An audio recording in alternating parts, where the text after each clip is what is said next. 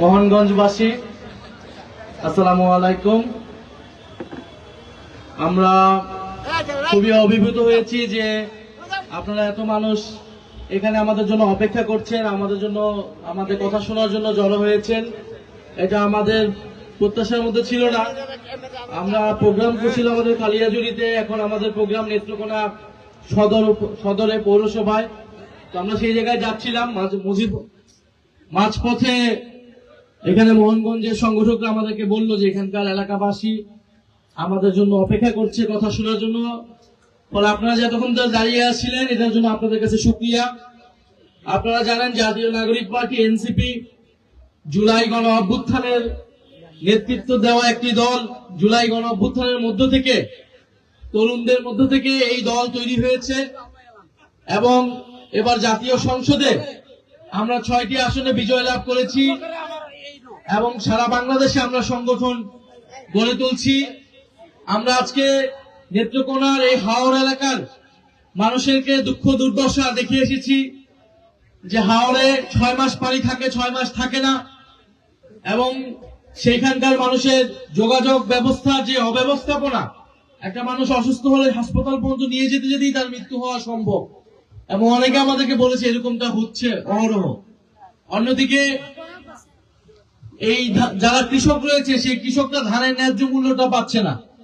এখন মাছ ধরা নিষিদ্ধ 3 মাস 4 মাস ধরে, এই মাছ ধরা নিষিদ্ধ পদে তাদেরকে 30 কেজি চাল ধান দেওয়া হয়েছে এবং এটার নাম দিয়েছে তারা জেলে কার্ড। আপনারা পাইছেন জেলে কার্ড? তো এই জেলে কার্ডের মাধ্যমে কয়েক কেজি ধান দিয়ে তাদেরকে বসায় রাখছে। এখন তারা বলতেছে যে আমরা এই ধান দিয়ে কি করবো, এতটুকু দিয়ে আমাদের কয়দিন যাবে, আমরা তো চলতে ফিরতে পারতেছি না, এখন এই কার্ড দিয়ে আমরা কি করব? ফলে সরকারকে আমরা বলেছি এই বিভিন্ন কার্ডের খেলা না খেলে সত্যিকার অর্থে মানুষের কর্মসংস্থান নিশ্চিত করুন। যদি মানুষের কর্মসংস্থান নিশ্চিত না হয় উপজেলা পর্যায়ে, জেলা পর্যায়ে, বিশেষত তরুণদের, প্রত্যেকের ঘরেতে তরুণ রয়েছে, ছেলে অথবা মেয়ে রয়েছে, শিক্ষিত অথবা শিক্ষাহীন অবস্থায় আছে, তাদের যদি কর্মসংস্থান আমরা নিশ্চিত না করতে পারি তাহলে এই দেশের অর্থনীতির কোনো পরিবর্তন হবে না।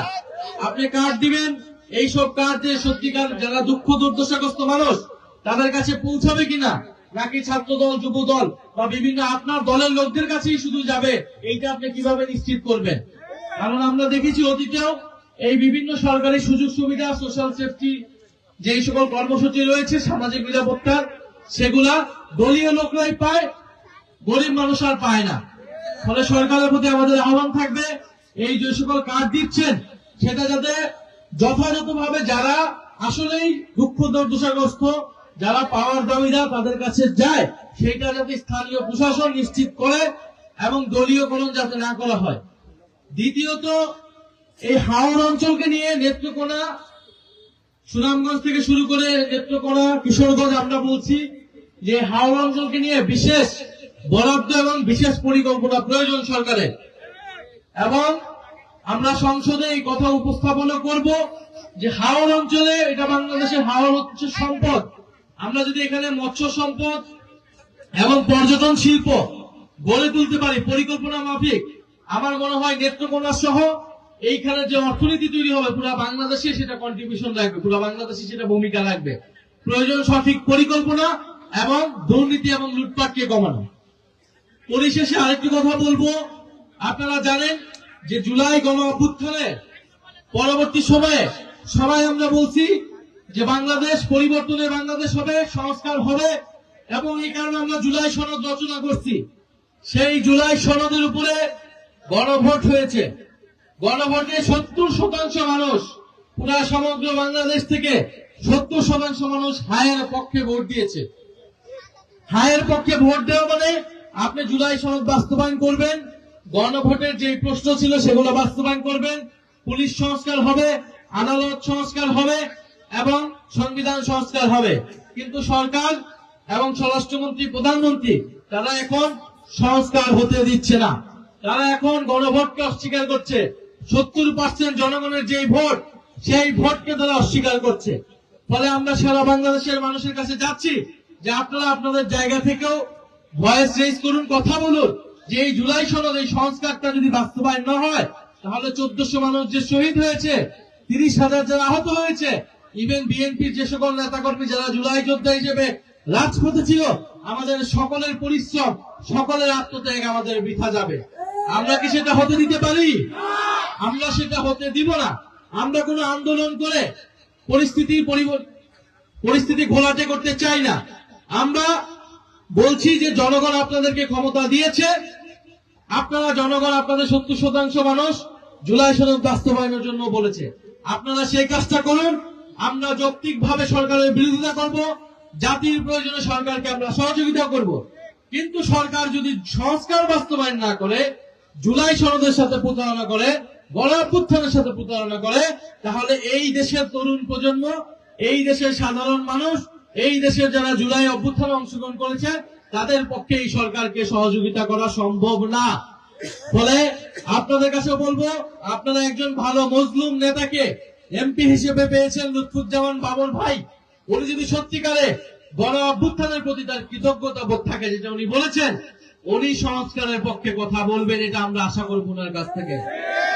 কারণ যারা জীবন দিয়ে ওনাকে জেলখানা থেকে বের করে এনেছেন, মৃত্যুদণ্ড থেকে, আসামি থেকে উনি আজকে এমপি হয়েছেন, তিনি যদি কৃতজ্ঞতা বোধ প্রকাশ করতে চান, তাহলে দেশের পরিবর্তনের পক্ষে, সংস্কারের পক্ষে, আওয়ামী লীগের বিচার এবং জুলাই সনদ বাস্তবায়নের পক্ষে আমরা আশা করব জাতীয় সংসদে বাবর ভাই উচ্চ কণ্ঠে সবার আগে কথা বলবেন এবং নিজের দলকেও তিনি বুঝাবেন। তিনি যদি এটা করতে পারেন, আমরা তার পক্ষে গিয়ে দাঁড়াবো। আর তিনি যদি সংস্কারের পক্ষে কথা না বলতে পারেন, তাহলে এই কৃতজ্ঞতা বোধ দিয়ে বাংলাদেশের কোনো লাভ হবে না। তো প্রিয় মোহনগঞ্জবাসী, আমরা এখানে কথা বলবো না, আমরা আপনাদের প্রতি ধন্যবাদ জানাতে এসেছি। আপনারা এখানে উপস্থিত হয়েছেন, আমাদের কথা শুনছেন। আপনাদের প্রতিও বলবো, এই দেশের লাখ লাখ তরুণ রাজপথে নেমেছে, জীবন দিয়েছে, রক্ত দিয়েছে এবং দিয়ে দেশকে স্বাধীন করেছে। কারণ আমরা এই দেশে কোনো বৈষম্য দেখতে চাই না, আমরা এই দেশে কোনো দুর্নীতি দেখতে চাই না, আমরা এই দেশে কোনো চাঁদাবাদ সন্ত্রাস দেখতে চাই না। এক দল যাবে, সেই দলের জায়গায় আরেক দল বসে লুটপাট করবে, সেটার জন্য বাংলাদেশের জনগণ এবারে নির্বাচনে ভোটও দেয় নাই, গণ অভ্যুত্থানেও রক্ত দেয় নাই। ফলে মোহনগঞ্জে আমরা কোনো সন্ত্রাস, চাঁদাবাজ, জমি দখল, ভূমি দখল কোনো কিছুই দেখতে চাই না। যদি কোন দলের নামেই এই ধরনের ঘটনা ঘটে থাকে, জাতীয় নাগরিক পার্টি এনসিপি সবার আগে সেটা প্রতিরোধ করবে। আপনারা প্রতিরোধ করবেন, এই মোহনগঞ্জকে সন্ত্রাস মুক্ত, চাঁদাবাজ মুক্ত মোহনগঞ্জ হিসেবে আপনারা গড়ে তুলবেন। আমরা নেত্রকোনাকে একটা মডেল হিসেবে দেখতে চাই। নেত্রকোনার মানুষের শিক্ষা, স্বাস্থ্য, কর্মসংস্থানের অধিকার নিশ্চিত হবে, বিদ্যুতের অধিকার নিশ্চিত হবে। এটাই জাতীয় নাগরিক পার্টির আমাদের দায়িত্ব। আমরা ইনশাআল্লাহ সংসদে আমরা কথা বলবো আপনাদের জন্য, আপনারা আমাদের জন্য দোয়া রাখবেন। এই মোহনগঞ্জে যারা আজকে প্রোগ্রাম আয়োজন করেছেন, তাদেরকে ধন্যবাদ জানাচ্ছি। এখানে খানতলা ট্রফি চিটাগাঙে আন্দোলন গড়ে তুলেছিল আপনাদের এলাকার সন্তান, এবং এখানে আমাদের উপজেলা আহ্বায়ক রয়েছেন। আপনারা তাদের নেতৃত্বে তাদেরকে সহযোগিতা করুন। তরুণরা ইনশাআল্লাহ আপনাদের অধিকারের পক্ষে কথা বলবে। ইনকিলাব জিন্দাবাদ। আসসালামু আলাইকুম।